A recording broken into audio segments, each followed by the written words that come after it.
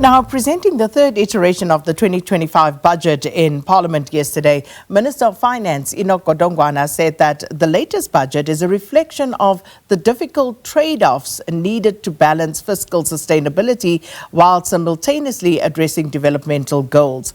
And some of the noted budget highlights announced included the gross domestic product growth being revised downwards to 1.4% in 2025, lower than the initial 1.9% that was projected in March. Also, over R1 trillion will be invested in critical infrastructure to lift economic growth prospects and improve access to basic services in the current financial year. Now, the Minister of Finance, Enoch Godongwana, joins us now to talk more about that retabled budget. Minister, good morning. Thanks so much for your time. Good morning to you and SABC viewers. Now, Minister, before we get into the budget that you tabled yesterday, just your thoughts on that meeting between President Cyril Ramaphosa and US President Donald Trump at the Oval yesterday, given that this was meant to be an opportunity to try and reset strained relations between the two countries that have, of course, also had economic impacts on South Africa. I mean, there are two aspects to that meeting. There was the first part, which involved the media and everybody else, with some people called it the theater. There's the behind-the-scenes meeting, which more detail was revealed, in particular in relation to trade, when Minister Tau stood up, addressed the conference. He kind of gave us an indication of how far are we going with the trade relations in terms of substance. The president did refer to the process associated with that. I think what a key takeaway is that our relationship with the USA has been reset. And the president, of course, also touching on, the need for direct investment, foreign direct investment. Are you hopeful, given what you saw yesterday, that some of those decisions that will be taken in Washington will positively impact your department? Let me just give you an indication. The problem with the USA is not only a relationship with them. The problem with them is that once they take a stance against you, no one in the world wants to touch you. So, because of their kind of nature of punitive measures against anyone who's supposed to work with the people who disagrees with them. So, for me, what has happened is more important than purely our relations between ourselves and the USA, but largely for market settlement towards South Africa. And I think that is so spot on, Minister, and it's going to be interesting to see how all of this unfolds going forward. But getting back to yesterday's budget and in tabling that, what were some of the areas that National Treasury grappled with in order to find that balance after the 0.5 percentage point VAT increase was reversed? Let me start with our objective since the 19th of February. Our objective since the 19th of February has been to say there has been an erosion of our social services, health, education, etc. The key question is, how do we repair that damage? That's what we've been trying to achieve. And then the increase in revenue in the form of taxation was an instrument to achieve that objective. With that being reversed, it created a hole. A second aspect which contributed to that hole has been the revised GDP. A combined effect of these two placed a huge hole on the fiscus. So we had to grapple with how do we manage that hole and at the same time achieve three things. The first one is macroeconomic stability, which is fiscal, including fiscal prudence. The second one, how do we achieve the redistributive objectives we set for ourselves? The third one is how do we simultaneously support growth? So I think we've managed to achieve that balancing act in this budget. You did, of course, also talk, Minister, about the tough trade-offs. So who exactly is bearing the brunt of this and why them? At the moment, you'll agree with me that most of the debate has not been about cuts in existing budgets. The debate is about how do you increase the existing budget.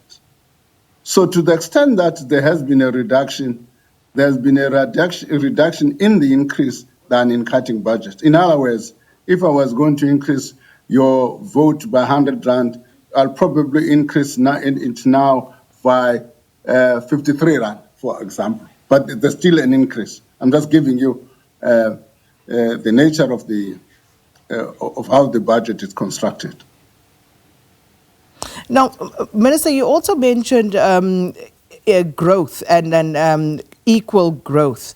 And if we talk, or inclusive growth, I should say, talking about inclusive growth and how you seek to achieve that through this budget. If we look at infrastructure, that of course would, one would imagine, be perhaps the main driver in that regard. But how does this budget ensure that that growth is inclusive, that it's not just mega projects, but that it actually does deliver for the ordinary person in whichever municipality they find themselves in?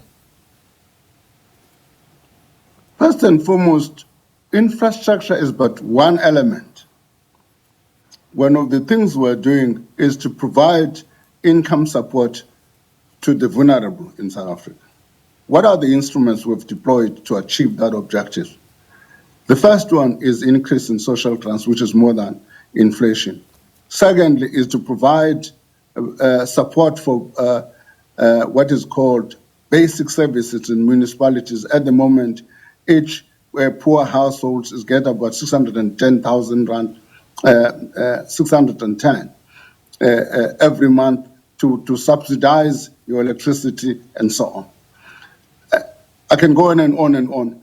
All of these things combined provide an income support, which is also part of the inclusive growth we're talking about. Inclusive growth must not be only about how much economic GDP grows, is about how do we impact on livelihoods of common people.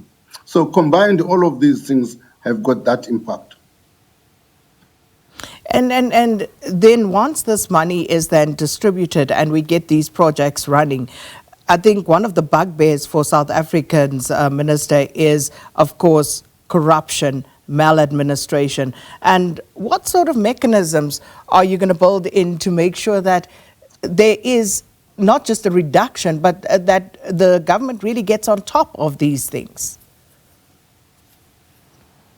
You know, I deliberately spoke to my colleague, the Minister of Justice and Constitutional Development, and said, we have been doing a lot in terms of dealing with corruption and seizing assets of people.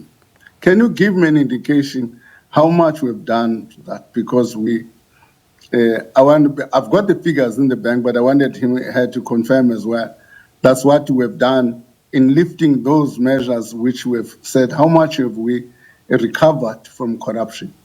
But in addition to that, it's not only how much we're going to recover. I said in the statement yesterday, one of the things we need to do is to make sure that this money this year is spent efficiently and effectively, and we're going to take specific measures, and we're building those measures. In October, when we table the medium-term budget policy statement, we'll be able to say, these are the specific measures we've taken. These are the savings that are likely to be realized. These are the infrastructure projects that are taking place, which are being done effectively. October is only going to be a reporting month, but also a roadmap. And that, of course, Minister, is important because, as you say, whatever is being done, whatever is being recovered, it's important to actually report that to the public, because otherwise the perception is that nothing is being done and this is just carrying on unabated. So noted, and perhaps something that we can look into. But I just want to come back to social spending. You did touch on the grants and also indigent grants that are available at municipal level. But if we look at the fact that roughly 50% of South Africans live below the upper bound poverty line, what is being done to address this persistent inequality in our society? Part of the difficulty, what you have we've not looked into as South Africans, is to what extent our social assistance is comparable to different jurisdictions. Our social assistance is basically comparable to Chile as we speak. We're far advanced than any other country other than between ourselves and Chile in terms of social assistance. And part of the difficulty is that we're only focusing on one or two of these programs. But if you talk to them as a totality, you will see the amount of money we're spending. For instance, you look at social grants, you look at the SRD grant, you look at school nutrition, you look at no school fees, you look at the free basic service in the municipalities. I can go on. If you put all of those social assistance programs into one basket, you had free education, you put all of those things in one basket, you can see that this government is supportive of the vulnerable communities in our society. And once all is said and done, Minister, at the end of the day, South Africans need to get working. The economy needs to grow to support that job creation. And with growth remaining under 2%, what is being done to stimulate job creation and economic growth? We make 4 points in the budget. The first thing we think is macroeconomic stability, which means without which growth will not happen, is the foundational aspects of growth. The second point is we've got to do structural reforms which will assist, create an environment which is conducive for growth. Thirdly, we've got to improve state capacity. What you have in particular in municipalities sometimes and in other provinces and departmental government across the system, you'll find that there's under expenditure. In most cases, that is infrastructure. That talks to the notion of state capacity. We've got to improve that. The fourth point we're talking about is an investment in infrastructure, which on its own is supposed to stimulate growth. All those 4 platforms, if followed, will have the necessary impact on growth. In addition, there are other sectoral things colleagues are doing on industrial policy, on the mining sector, on agriculture. All of those are sectoral contributions to this bigger agenda of growth. Well, Minister, so much to talk about, but we have to leave it there. Thank you so much for giving us of your time this morning. Minister of Finance, Enoch Godongwana, just talking to us, unpacking more his 2025 budget that was tabled in Parliament yesterday.